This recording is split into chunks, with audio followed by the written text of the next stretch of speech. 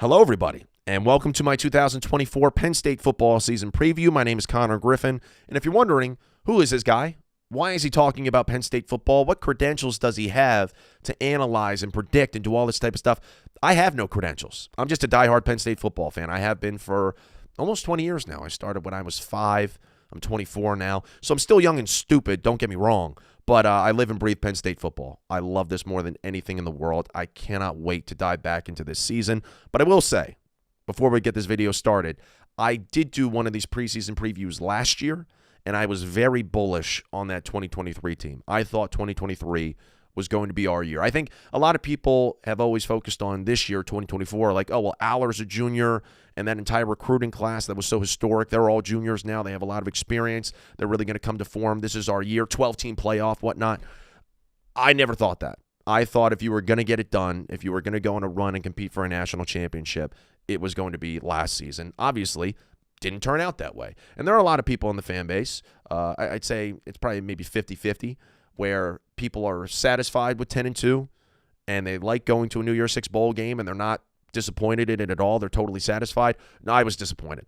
Usually I am in the camp where it's like, hey, you know, we could fire Franklin, but 10-2 is pretty good, and going to New Year's Six bowl games is pretty good.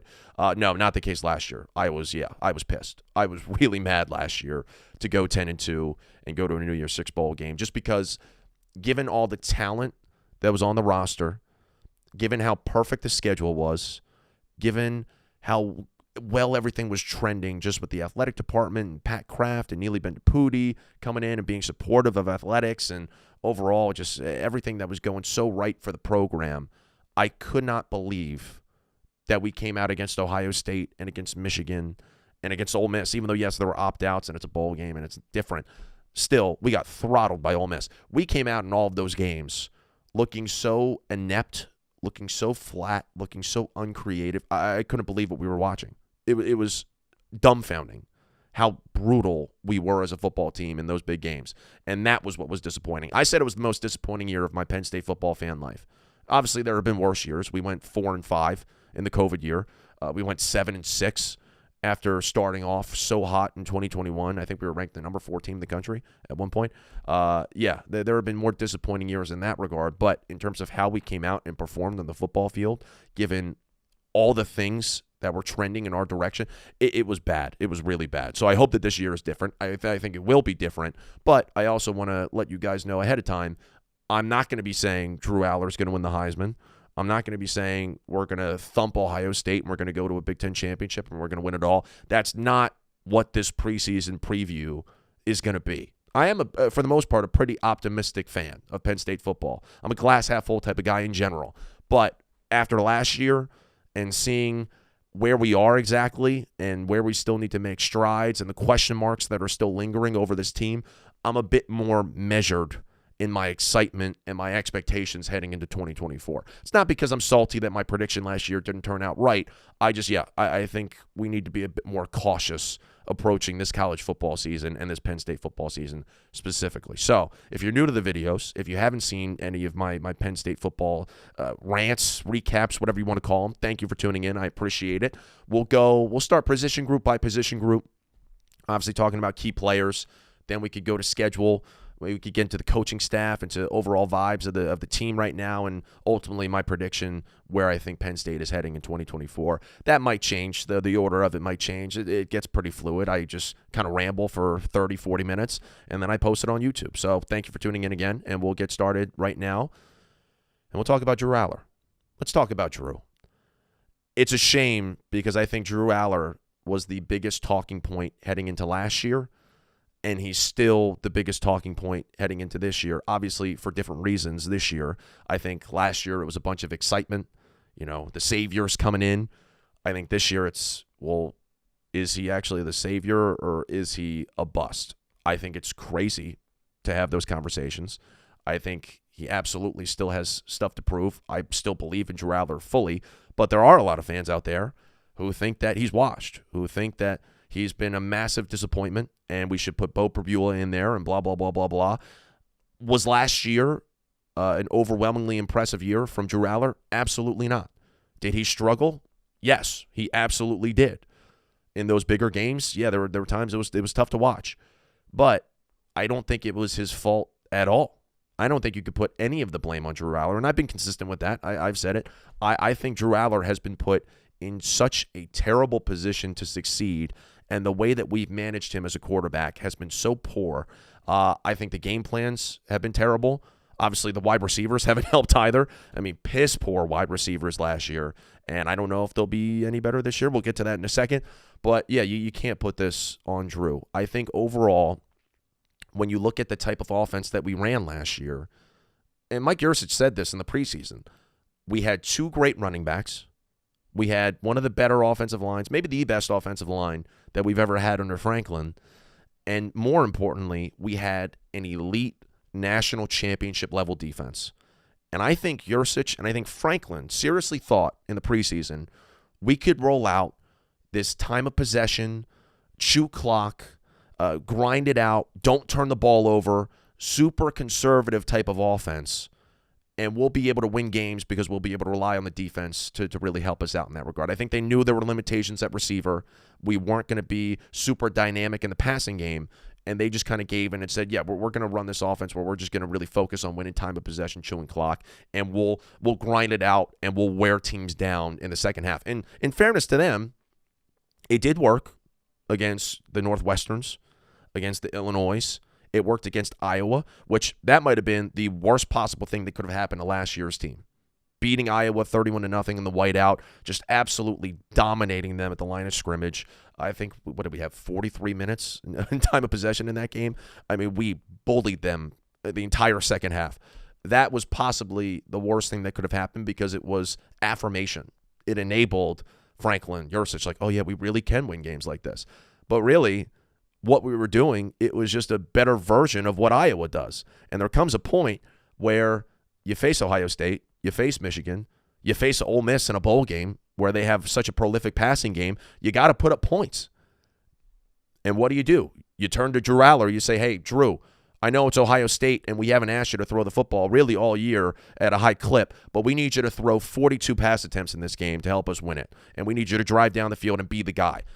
What? You hadn't asked him to be the guy all year. You hadn't asked him to throw it deep and air it out all year. And part of that, I think, was maybe he was a little bit timid. I don't think he had, again, going back to the receivers, I don't think he had a good trust or a good connection with anybody on the outside. But I also don't think the coaches were really asking him to throw long. It was like we had a Lamborghini, and we're just driving the Lamborghini around in the 25-mile-per-hour speed zones in the neighborhood. We're not taking it out on the highway and just unleashing it. It was really bizarre to watch. It was like Drew Allar, 6'5", has a rocket of an arm, throws the most effortless pass I've ever seen in my life, and we're just not using him? It was odd. It was really, really odd. So I don't want to hear about the touchdown to interception ratio and how, well, if you look at it, yeah, he's not really airing it deep, and we're not explosive in the passing game, but he only turned the ball over X amount of times. That's what Franklin was doing so many times last year, and I'm so tired of it. I would prefer for him to air it out and make mistakes and learn, because really, here we are in year 3. And yes, it is year 3. It's just crazy to say. It's only his second year as a starter, but he did play in 10 games as a freshman. I don't think he has any sense of self or any sense of identity in this offense at all. It really is a shame. And the big thing that I'm worried about for this year, I trust Nittany. I really do. And I think he's going to absolutely bring some more creativity to the offense and the pre-snap motions. That's one thing, too, that was lacking last year. We were among one of the worst teams in the country when it came to, or not worst team, that's a bad phrasing. We used pre-snap motions among the least in college football. If you actually look at the snaps and the percentages and everything like that, it was just, it was such a bland offense. It was crazy. Anyway, I trust Nittany. He'll come in and really spice some things up and make it easier for Drew. But I do fear that we are going to be running Drew a lot more than he is accustomed to running. And there's already been a lot of chatter about that, whether it's options or design QB draws. I don't like that. I'm very fearful of that. Again, if it works out, great. But that's something I'm really hesitant about when it comes to Drew, because we did see in the back half of last season, and to Drew's credit, He did run much better than I thought. We saw it in the back half of the year where they trusted him running more. He was using his legs a lot more than he did in the front half. But he is not a natural runner with the football. Michigan, we asked him to run the ball 10 times against Michigan. And one of those times, he fumbled at a crucial point of the game where we had all this momentum coming out of halftime, and then we lost it all because he fumbled around like the 50-yard line and Michigan gets it back, and you knew right then and there, okay, game's over. But you couldn't blame Drew because he hadn't run all year, and now you're asking him to run 10 times against one of the best defenses in the country. So I hope this year we're not seeing as much running Drew as it's being speculated right now because, God forbid, he gets hurt too. I mean, we'd be so stupid. We look at each other like idiots. Like, of course this was going to happen.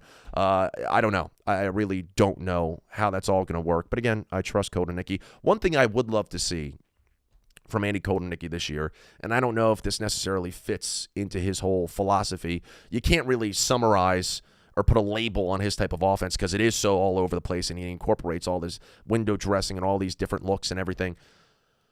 I really hope we could go back to playing under center, because I think we lost that a lot last year. And I think if you have a pro-style quarterback like Drew Allar, that would help. Again, I'm young and stupid. I also never played football at a competitive level, so when it comes to X's and O's and scheme and formations and all that type of stuff, I really don't know anything. So if I say something stupid here, call me out in the comments. But I really do think that was such a nice wrinkle to our offense in 2022 when we still had Clifford. We started going under center a lot more, and it was something that we had been clamoring for years because I love Joe Moorhead. He did us an amazing job back in 2016, 2017, and that offense was just so much fun to watch when he was at the helm. But it was infuriating when we'd get to 4th and goal at the 1, and we would line up in shotgun. We're like, just go under center, please, one time. We finally started doing it fairly consistently in 2022, and it worked. I look at the play action. Drew Allar's biggest play of last year, the play where I watched it and I was like, oh, my God, we're in the Drew Allar era, and this is going to rock, came against West Virginia. It was the first drive of the game. It was the deep bomb to Keandre Lambert-Smith. You know what formation we were in? We were under center, Nick Singleton behind Drew. We faked the handoff to Drew, or pardon me, we faked the handoff to Nick, and then we chuck it long after the play action, and we connect on a deep ball to Keandre Lambert-Smith. That was Drew Allar's biggest play of last year, and it came from him lining up under center. We didn't line up under center once against Ohio State. At least that's what I went back and checked. I went through play-by-play. That was an unofficial stat or a figure that I just threw out right there. I don't know. We just kept running this like Fugazi RPO-style offense that we were doing with Trace McSorley, when we have somebody who's totally different in there than Trace McSorley. You know, we're faking the handoff in the shotgun, and it's like there's no threat of Drew taking off and running this. It was just, why are we even doing this? It was strange. It was really strange. And we asked Drew to kind of just drop back and throw when the receivers aren't open. We're not doing anything creatively to get them open. It was really odd. It was really odd. And the fact that Bo Prabula comes in there, and the offense, let's face it, at many times ran better with Bo Prabula. The fact that that's a possibility is a problem. That's a big problem. The fact that people are looking at this undersized, scrambling quarterback who's doing all these like quarterback runs and everything, and people say, yeah, he should be there as the number 1 quarterback instead of Drew. He's better. The offense runs better with Bo. That's a fault on the coaching staff. That's not Drew's fault. You didn't put Drew in a good position to succeed. I don't think last year the game planning, even if it just came to like getting Drew into a rhythm early, we weren't doing any of these short passes or screen passes to get him moving. Like, where was that? It was non-existent. I think the game plans were terrible. I think overall the entire philosophy of the offense was terrible, and we did not utilize his skill sets to get the most out of them. Like, it was strange. I couldn't believe it, especially considering Yurcich was the guy who brought Drew in. He was the one who recruited Drew dating back years ago, and that was supposed to be like his boy. It didn't work out for whatever reason. So the fact that, yeah, Bo can get in there is, let's face it, Franklin does prefer running quarterbacks. You know, the offense ran better with Trace McSorley than it did with Christian Hackenberg. Sean Clifford still utilizes legs a whole bunch. The fact that Bo goes in there and the offense is better when you have a 5-star recruit who's one of the biggest recruits you've ever had in the history of the program and is, I mean, a gold mine for NFL franchises. I'm sure there are plenty of NFL owners out there who are salivating, GMs who are salivating over getting a Drew Allar into their room. How does that work where the offense works better with Beau Pribula? So I think we're going to see a lot more of Beau Pribula this year, which I'm very excited about, because that was also one of the more disappointing parts of the offense last year. I think the number one disappointment was that we weren't going under center, not even remotely close to what we were doing in 2022. But also, I think the secondary thing was the fact that we weren't utilizing Beau. It was strange. Going back to just how odd everything was and how bizarre, I was like, where the hell is Beau Pribula? I don't want him being in there taking snaps as the number one quarterback, but we have the Beau Pribula package. We had an entire set of plays designed to get him incorporated into the game, and we didn't break it out against Ohio State. If I remember correctly, I don't think we even broke it out at all against Michigan. We broke it out against, like, Maryland, but that was it. So when we need to go down and score, when we need to get a drive going, when we need a momentum-shifting play, something to catch these defenses off guard because they're predicting everything that we're going to do, why not put Beau in the game? We didn't do it. It was so bizarre. And I think, one of the main reasons why Yurcich is no longer here, because he just wasn't creative. Or maybe we had the creativity in our bag and we just weren't calling it. We weren't using it on game day. So I want to see more of Beau. I have a good feeling that he will be involved a lot more, considering how, creative and all over the place Andy Kotelnicki's offense seems to be. So I hope that we could get some 2 quarterback looks in there. Who knows? We had the Lion package with Tommy Stephens. Maybe it's something similar to that. I don't know. But Beau needs to be 100% more part of this offense because, it was lacking last year. I couldn't believe it. So overall, I think this quarterback room has a lot of room for growth. And I think if you're Andy Kotelnicki, your number one priority has to be getting Drew Allar back on the right track. Legitimately. I mean, we cannot go, and I'll get into more of this later, we cannot waste the Drew Allar era at Penn State. We cannot waste it because we're going to be kicking ourselves later on, assuming we don't screw him up entirely. We cannot be kicking ourselves later on if he gets selected to go to the NFL and he's a big-time pro quarterback. He has all the tangibles. And we have not been able to get anywhere near as much out of him as we should while he's here in the building at Penn State. So that's quarterbacks. I'll move to running backs. Somebody else who Kotelnicki really needs to get back into the swing of things is Nick Singleton. Nick Singleton, it was a bummer last year. Not necessarily saying it's his fault again. I think every problem that the offense had last year really stems back to the fact that the receivers were so bad. If there's no passing game, it's very hard to then have a running game because everybody was just selling out on the run. He was the most dynamic, big play running back that I had ever seen from Penn State in his freshman season. He averaged 6.8 yards a carry. That was down all the way to 4.4 last year. His longest run in 2022 was 87 yards in the Rose Bowl. Last year, his longest run was 24 yards. 24 yards. We got to get that explosiveness back. I love Kaytron Allen. I think Kaytron Allen is such an underrated back still. He is the Thunder, but he needs his lightning. That's when that duo is at their best. Kaytron last year really didn't have that much of a statistical drop-off, but it was very apparent for Nick Singleton. And also going back to going under center. Look back at 2022.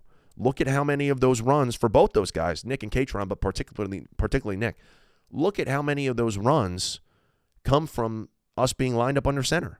And they could get a full head of steam going before they receive the handoff. They can better visualize, okay, where's the hole? Where is this going to be open here? They had better vision getting the ball, whether it's Drew being lined up under center or Sean being lined up under center because it was 2022, whether it's we're in pistol formation, just something. We just completely abandoned that last year. So I'd like to see some of that come back. I'd like to see the explosiveness come back. Overall, in the passing game, Nick Singleton did improve a whole lot. His numbers did spike dramatically last year compared to his freshman season. And you could make the argument that he did evolve as a between-the-tackle, strong type of runner, but that's not his game. That's Kaytron's game. That's why in the bland offense that we had last year, where we weren't getting creative with our run schemes or anything like that, Kaytron did pretty much the same. He did just as good as he did his freshman season, but Nick definitely took a drop off. He's a big play, home run type of guy, and we couldn't get him loose. We couldn't get him in open space. So that needs to change. Also, we got to let these guys, if they do finally get into a rhythm, we got to feed them. Last year in the Ohio State game and even in the Michigan game too, there were times where they did get going and they were picking up first downs and we were reeling off 20-yard runs, and then we would just stop giving it to them. And we'd say, okay, Drew, throw to these receivers who aren't open. What are we doing? We finally got a run game.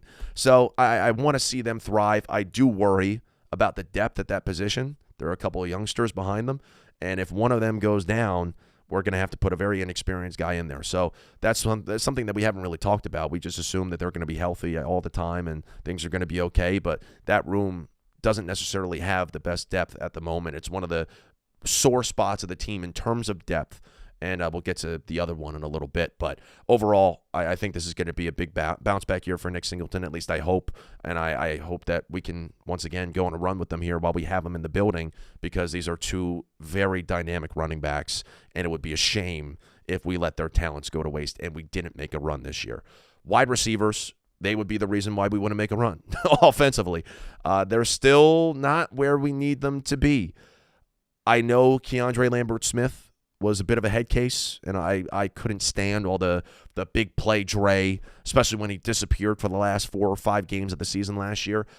But you can't deny that he was our best receiver last year. He should have never been a number 1.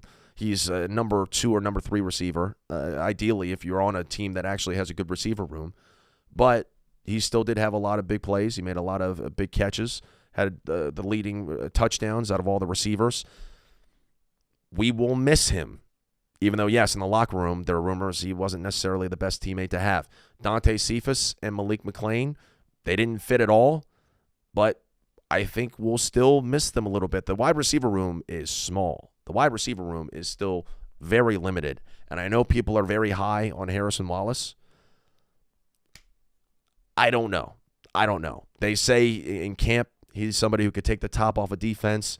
He's going up for the 50-50 balls. He's making contested catches. He's really flashing, but he couldn't stay healthy at all last year. So I have nothing to base my opinion off of when it comes to him being the number 1 guy. I don't know how confident I am in it. Yes, we go get Julian Fleming, which I think he's going to be at the very least a reliable set of hands for Drew to throw to, which is great because Drew didn't have a single person like that last year. But is he going to be a guy who can expand the defense, who can be a real threat in the passing game? I don't know. Haven't seen a whole lot from him.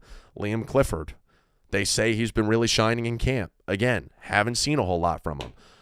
I'm still very worried about that group, and you hope that Kotelnicki, instead of Yurcich just accepting that the receivers are going to be bad and we're not going to have much of a passing game, hopefully Kotelnicki is the opposite, where he's like, okay, we have limitations here. Let's see how we can work around it.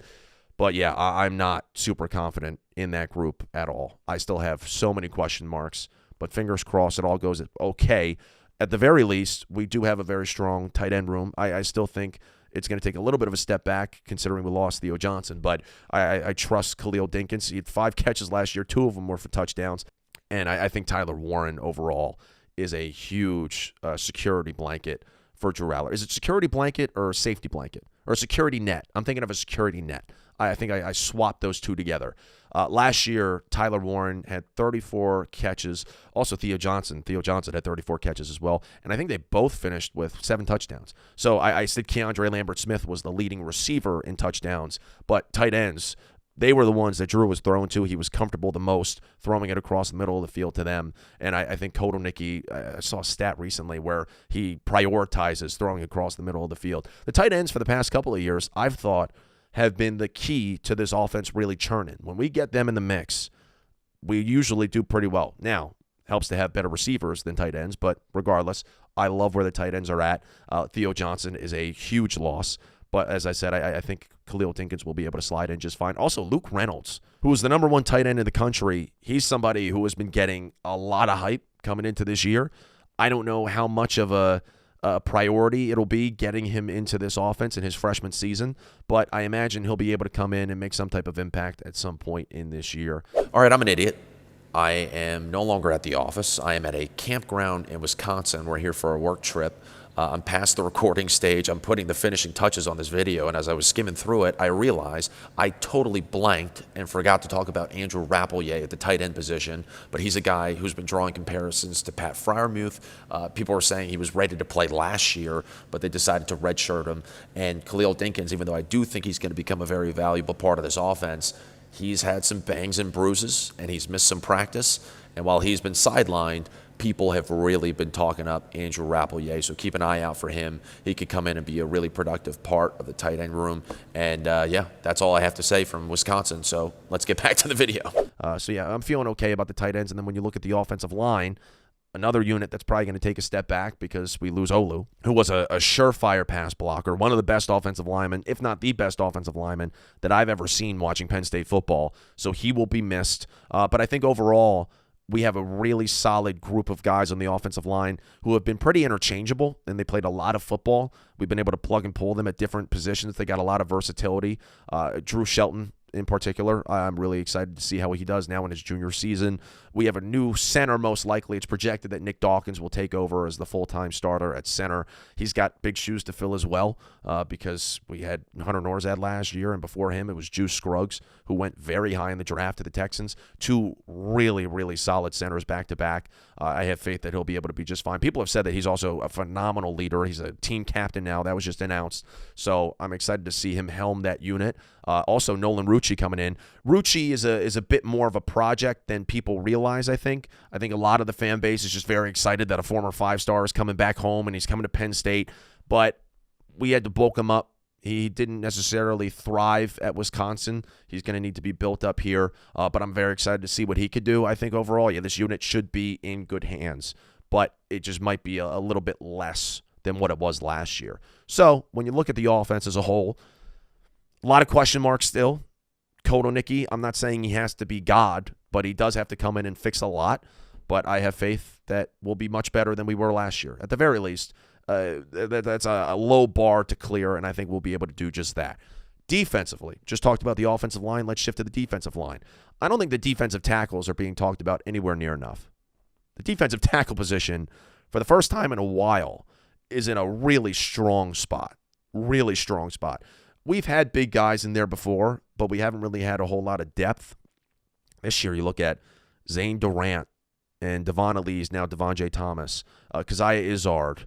You look at Hakeem Beamon. All these guys are massive, and they're going to be big-time run cloggers. I'm very excited to see overall how that unit flourishes this year. It's not a flashy position. It's not like they're going to be making highlight plays, but I do think for the first time in a while, that's going to be a real strength for this defense. And then you look at the edge. This could be the best pair of edge rushers that I've ever seen in my time watching Penn State football. I think Denai Dennis Sutton is due for a sensational year this year.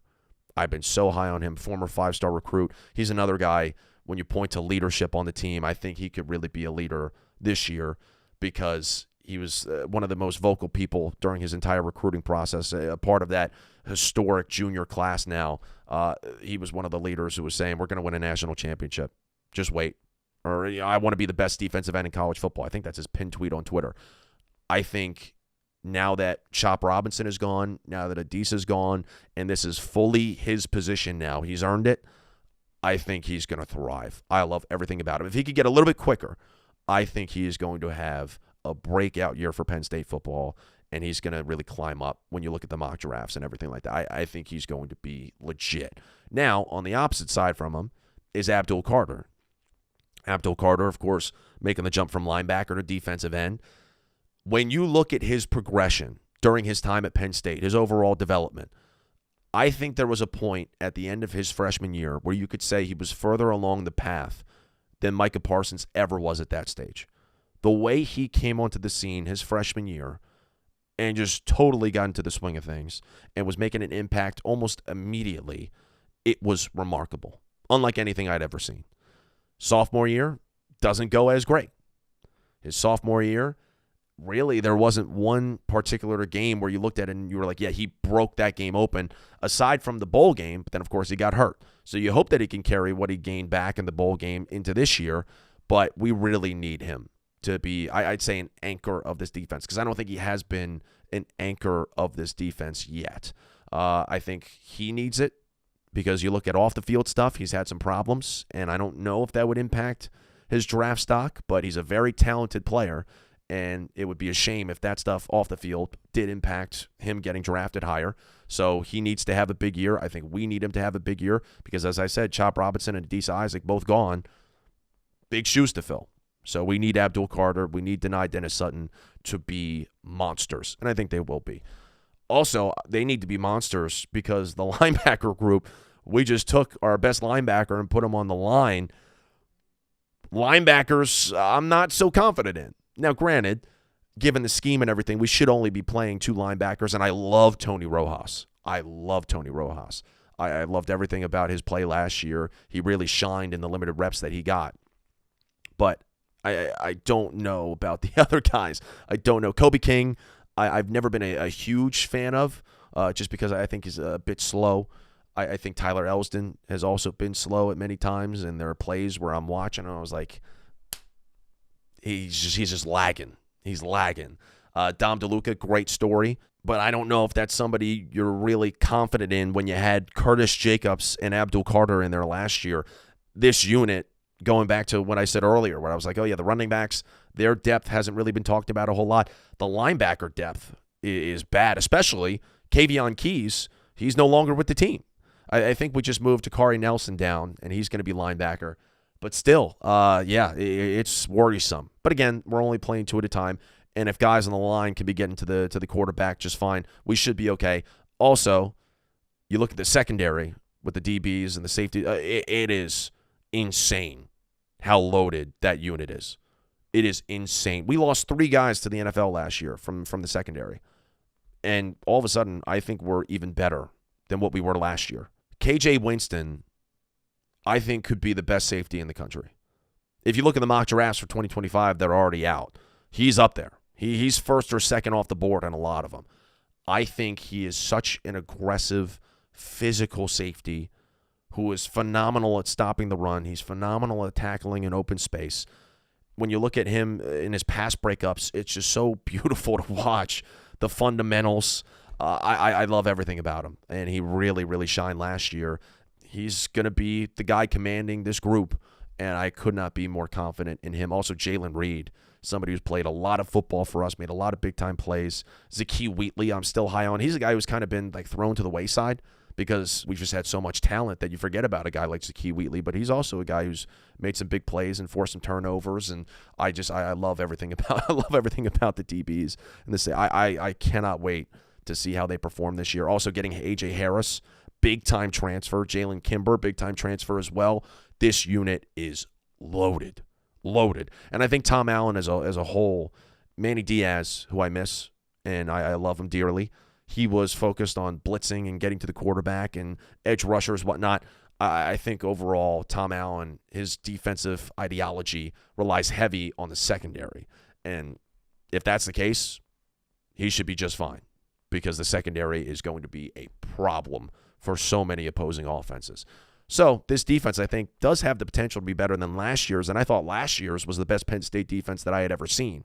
The problem, one issue is, just linebacker, but in this day and age of college football, I don't think you necessarily need to be that strong at linebacker. That's one position that's been very flexible and been kind of diminished defensively. So this defense should be very fun to watch. I think that's a good sign of a team is if you're super excited to watch the defense just like you're super excited to watch the offense. They're going to make some big-time plays, and they're going to really just be all over the field and aggressive and physical, and I'm so excited. So that's the overall team. I guess the special teams we could talk about too. That's a very important part of the game. I always leave that out too, and I apologize. Starting off with a new coordinator there as well. James Franklin has been very, very adamant that we're replacing all 3 coordinators, not just 2. And I think it's a big loss with Felkins. I loved Felkins, what he was able to do with us last year. Sanders Sahadak, most likely going to come back in as the starting kicker, but he did struggle in the limited time that he got last year to really shine and impress and prove that he was worthy of the position. This West Virginia game coming up, he struggled against West Virginia, missed 2 field goals, and that's why he was no longer the starter. So fingers crossed he's improved and it works out better and he's got the yips out and everything like that. But then punting, getting Riley Thompson back is a major, major plus for this team.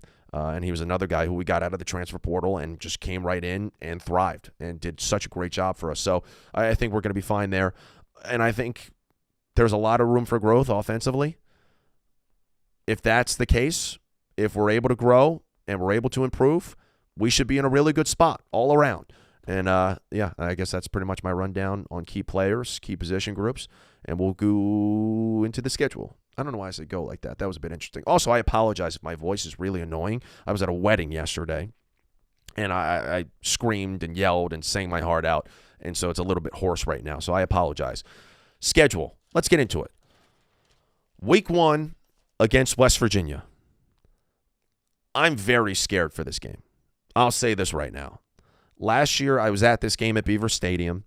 I don't think it was as resounding of a win as everybody made it out to be. I mean, let's not forget, we did tack on a touchdown with less than 10 seconds left in the game. If that touchdown by Bo Perbula is not scored, it's a much closer game on the scoreboard, and I think people would realize, oh, yeah, actually, Penn State really didn't thump them. Like that was close. I was under the impression the entire game that we were playing on West Virginia's terms. They won time of possession. They were able to extend a lot of drives that should not have been extended. Running the football, we couldn't shut them down. Their quarterback, Garrett Green, I was very impressed with, and he was able to scamper for a lot of yardage. I don't think we necessarily controlled that game. And there were a lot of points in the game where I was really frustrated. The offense struggled. Defensively, we weren't as elite as I thought we were going to be. And now we go to their house when they had all that momentum at the tail end of last season. They were talking about firing their head coach coming into last year. Then they go 9-4. They win a bowl game, and they're buzzing now. And they return a lot of people. They're getting Penn State coming into Morgantown week 1. I wouldn't be shocked if they were pissed that we scored that last-second touchdown against them, and they have that in the back of their minds. I'm worried. I'm really worried. We got to implement a lot of new stuff offensively. It's our first game with Kotelnicki. Drew, I still don't think has the confidence, the sense of identity like I was talking about. And I don't know. We're throwing him into the Viper pit right now, going into Morgantown. It could be much closer than people think. Could be much closer than people think. And that game is going to tell us a lot about where we are and what this season is going to look like. If we lose this game, 8-4 is not off the table. 7-5 is not off the table. I'll say that right now. But again, we'll get into the rest of the schedule as we go on. Watch out for West Virginia week 1. If you're thinking that's going to be a cakewalk, you're wrong. Bowling Green, then Penn State, back-to-back home games, wins, no problem there. Illinois is crazy. They used to have the best scoring defense in the country. That was 2022. Last year, they really struggled, though. They took a big step back in that department. Luke Altmaier returns at quarterback, but we tormented him last year on the road in Champaign. Now we get him at home. I think it's going to be a night game. I don't know if that's been officially announced. Thank God it's not the whiteout. We'll get to that in a second. I'm very glad that's not the whiteout game. But I think, yeah, we'll have no problem in that one. We'll be able to control Illinois. That should be just fine. UCLA, I feel bad for UCLA, dude. They lose Chip Kelly. They transition to the Big Ten at a terrible time. They are not ready for this transition, this jump to the Big Ten at all. I don't think that game should be tough. I apologize, UCLA. I think we could thump the Bruins in that one. Then we go to USC. We go to Southern California. California knows how to party. This is another game that really scares me. Really scares me. James Franklin, traditionally, has not done great on the road against big-time programs, against big-time teams, against Power 5, top 25 programs. This is the first time, too, where we're going cross-country, going from East Coast all the way to West Coast within the course of a season. I'm very worried. Also, Miller Moss stepping at quarterback. I think he's ready to take over the reins. They have a really good receiver room out there at USC, even though they do have to replace some people. And then the biggest thing is that they bring in Danton Lynn. Another reason why UCLA is in such a poor spot. They just lost their defensive coordinator, too. They bring on Danton Lynn, who everybody at Penn State, for the most part, is familiar with, former Penn Stater. He now takes over at defensive coordinator, brings over some guys from UCLA. They went out and got some people in the portal to really bolster that defensive unit. And I think they're going to have a really improved team, because that's been the knock on Lincoln Riley for years. pretty much his entire head coaching career. He never has good defenses. He's finally bringing in somebody who could help fix it, and they're going to be much improved on that side of the ball. So I'm worried about that game as well, especially if we come out and we lose to West Virginia, or maybe we just squeak by West Virginia and it's really tough and we look like crap and we're able to grind out a win. That could be a really tough game in Southern California, so be on the lookout for that one as well. Then we get a bye, which is a perfectly placed bye, right after all the travel to the West Coast and everything. But then we go on the road to Wisconsin. I will be at this game. I will be at Camp Randall. I'm very excited. I just booked my hotel and everything. I'm also worried about this one. Also very worried about this one. Luke Fickell at Cincinnati, the jump that they made from year 1 to year 2 was astounding. I think we could be in store for another big jump here with Luke Fickell in year 2 at Wisconsin. Also, it's important to keep in mind, I keep saying also, I have so many points that I want to make. I apologize. Wisconsin last year, they lost their starting quarterback to injury. They lost their starting running back to injury. They lost their number 1 receiver due to injury. They still had a winning season. So I think they're going to be able to bounce back. Assuming they stay healthy, they could be a real force to be reckoned with. The problem is they just have so many elite teams on their schedule. They have us. They have Oregon. They have Alabama. It's crazy. I don't know if they have Ohio State. I should check into that. But yeah, that could be a really tough game. Also, I have all these points. One thing I forgot about USC on the topic of opposing schedules and everything. USC, I wrote down here, the one thing in our benefit right off the bat is the fact that we are the last game of a 4-leg gauntlet where they have. I wouldn't say it's a gauntlet, but it's going to be tough. They go to Michigan, then they get Wisconsin, who obviously we're talking about right now.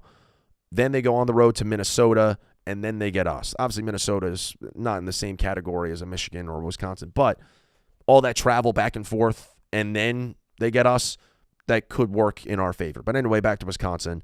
I'm worried about that Wisconsin game as well. We have a couple road games in here, 3 road games in particular, that I'm like, I could see us losing all of these.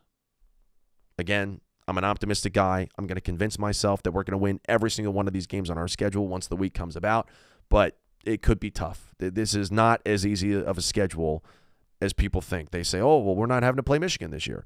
Okay, well, we just replaced them with a road game against USC and a road game at Wisconsin. So fingers crossed this all works out in our favor, and then we get Ohio State the very next week. This is where I have to be honest. This is where I have to be realistic. I don't see us winning this game. I know it's at home. I don't see us beating Ohio State this year. They're too good. They are way too good. They reloaded this year. I mean, they're spending $20 million on football. They had a phenomenal defense last year. They just went and got arguably the best defender in the country in Caleb Downs. Their weakness was at quarterback. They upgraded maybe slightly at quarterback. I don't know exactly how much better Will Howard is than Kyle McCord. I think he's going to be better, but you never know.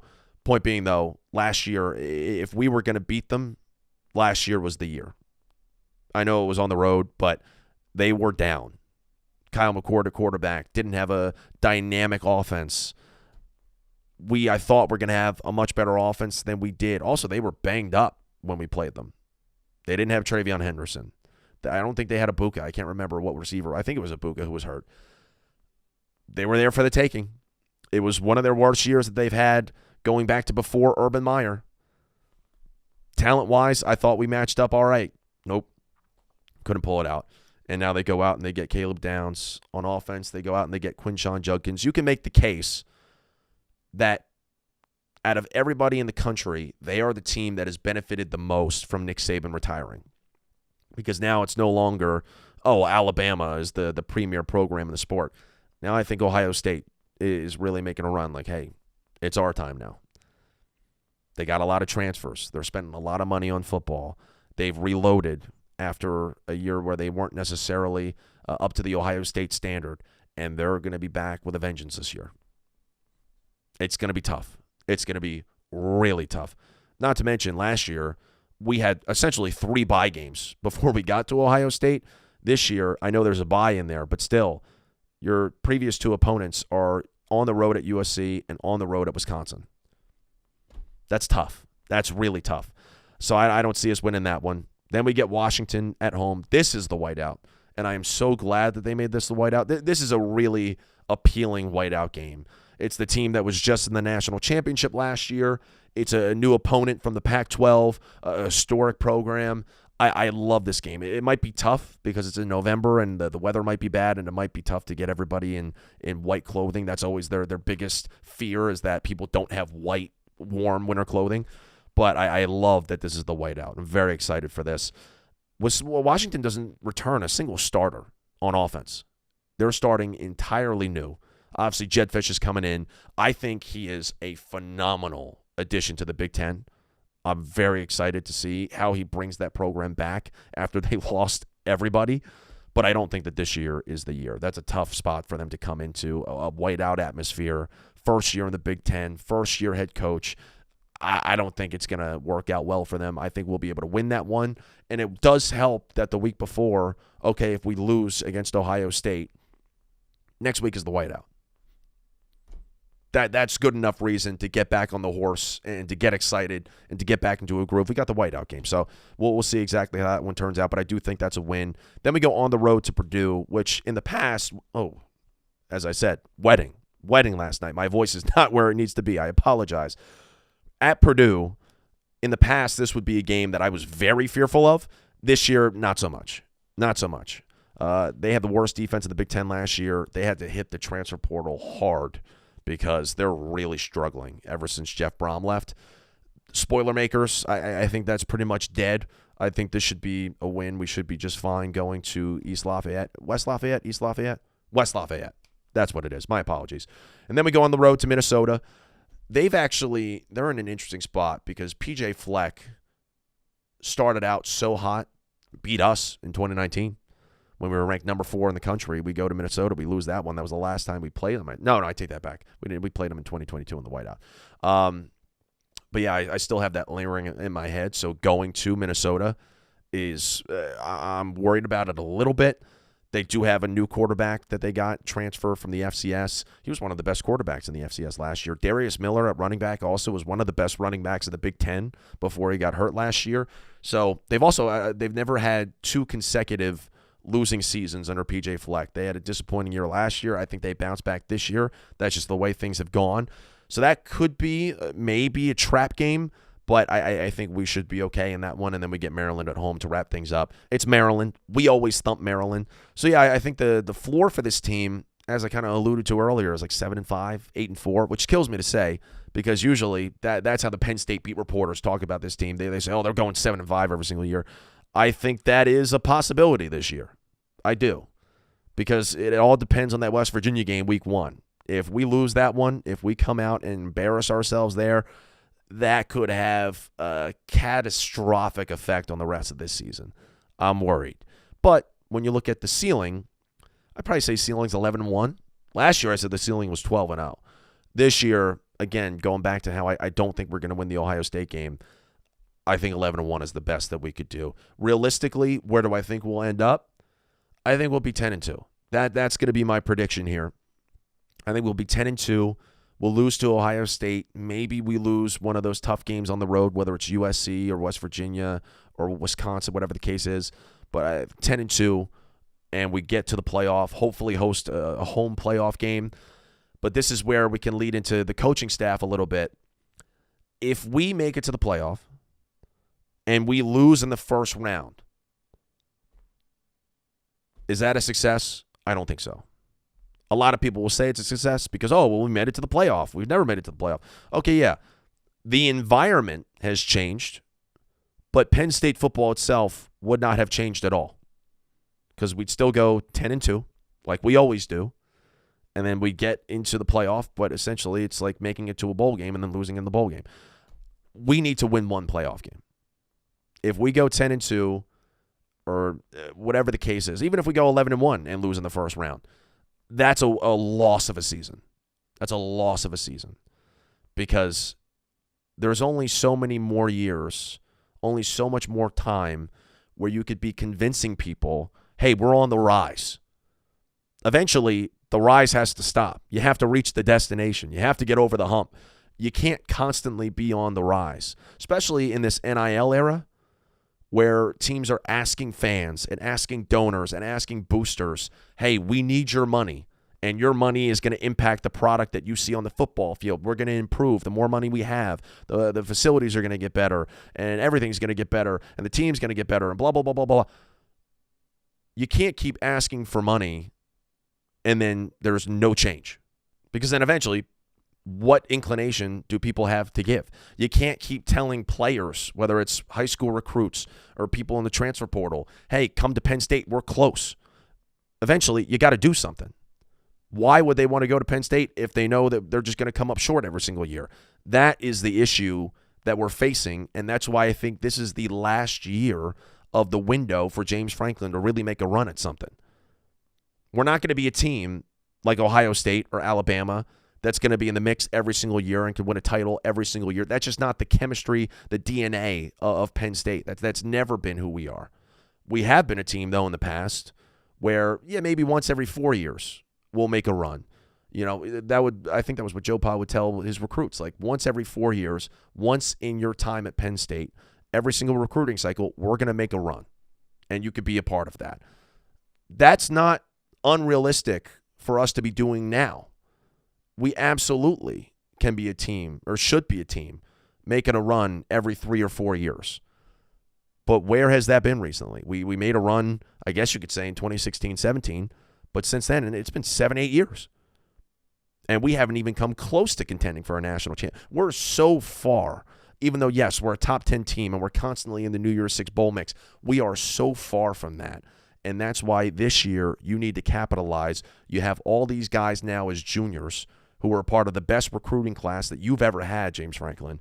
You need to make something of it now, because so many of these guys are going to leave. They're going to go to the pros. And if you waste this recruiting class and you don't get anything out of them, what does that say, again, to the boosters, to the donors, to the fans? What does it say to recruits, to people in the transfer portal? You had all that talent and you couldn't get anything out of it? What reason would we have to believe that we're ever going to get it done? If we squander the Drew Allar era, if we totally waste all of this talent, all of this stuff that's trending great for the program right now, you got to admit, okay, this is just James Franklin's ceiling, and we're never going to get past this. I'm not saying that that's the end for James Franklin. I'm not saying he's going to get canned, he's going to get fired, but I am saying that this is the last year he has, in my opinion.